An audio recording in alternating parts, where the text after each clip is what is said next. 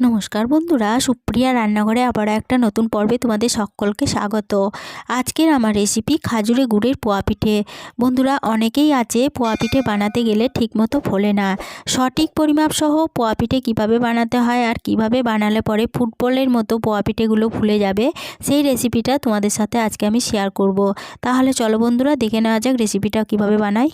পোয়া পিঠে বানানোর জন্য একটা পাত্রের মধ্যে নিয়ে নিচ্ছি 2 বাটি পরিমাণ চালের গুঁড়ি। এখানে আমি সিদ্ধ চালের গুঁড়িটা ব্যবহার করেছি, আর গ্রাম অনুযায়ী এখানে 400 গ্রাম চালের গুঁড়ি আছে। আর ওই বাটিরই মাপ করে নিয়ে নিচ্ছি 2 বাটি পরিমাণ ময়দা। এখানে ময়দাও 400 গ্রাম আছে। 400 গ্রাম চালের গুঁড়ি, 400 গ্রাম ময়দা। এর মধ্যে দিয়ে দিচ্ছি সামান্য পরিমাণ লবণ, আর এখানে দিয়ে দিচ্ছি 1 টেবিল চামচ মৌরি। মৌরিটাকে শুকনো কড়াইয়ে ভেজে তারপরে ব্যবহার করেছি। এবার মৌরি ও লবণটা এর সাথে খুব ভালোভাবে মাখিয়ে নিচ্ছি।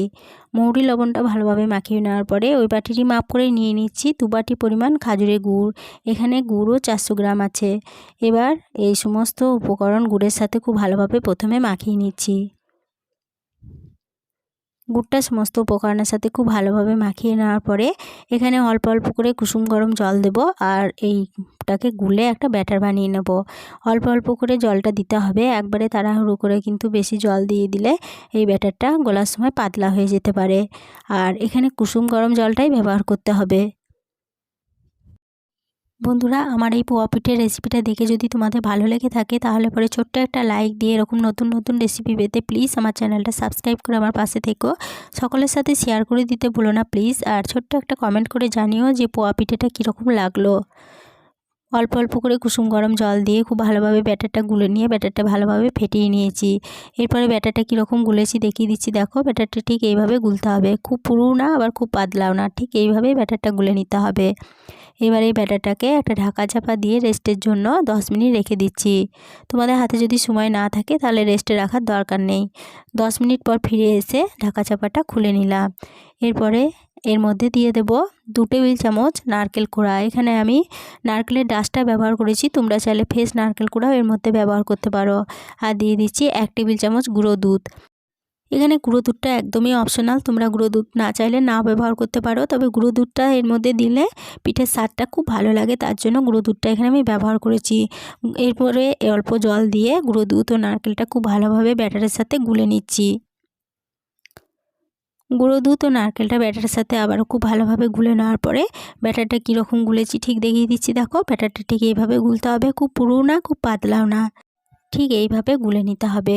এদিকে গ্যাসের ওভেনে একটা কড়াইয়ে পরিমাণ মতো সাদা তেল আগে থেকে গরম হতে বসিয়ে দিয়েছিলাম। তেলের মধ্যে একটা ছোট টিফিন কৌটোর ঢাকনাও গরম হতে দিয়েছিলাম। ঢাকনাটা যখন খুব ভালো মতো গরম হয়ে গেছে তখন ঢাকনাটা তুলে নিয়ে 1 হাতা পরিমাণ ব্যাটার এই ঢাকনার মধ্যে দিয়ে দিচ্ছি। এইভাবে পিঠেগুলো বানালে প্রত্যেকটা পিঠে একই সাইজে হবে আর পিঠেগুলো খুব ভালোভাবে ফুলবে। এরপরে ঝান্নার সাহায্যে ব্যাটারটাকে এইভাবে ঢাকনার মধ্যে চাড়িয়ে নিয়ে ঢাকনা সমেত ব্যাটারটা এর মধ্যে দিয়ে দিলাম। তারপর বেশ কিছুক্ষণ অপেক্ষা করার পর ঢাকনা থেকে পিঠেটা নিজে থেকেই উঠে আসবে, আর পিঠেটা ঠিক এইভাবে ফুলে যাবে।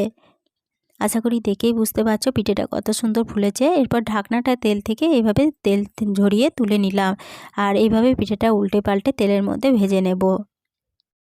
তেলের মধ্যে পিঠেটা উল্টে পাল্টে লাল করে ভেজে নিয়ে তেল ঝরিয়ে পিঠেটা তেল থেকে তুলে নিলাম। এবার আবারও ঢাকনাটা খুব ভালোভাবে তেলের মধ্যে গরম করে নিয়ে আবার 1 হাতা পরিমাণ ব্যাটার ঢাকনার মধ্যে দিয়ে ঢাকনা সমেত ব্যাটারটা তেলের মধ্যে আবারও দিয়ে দিলাম।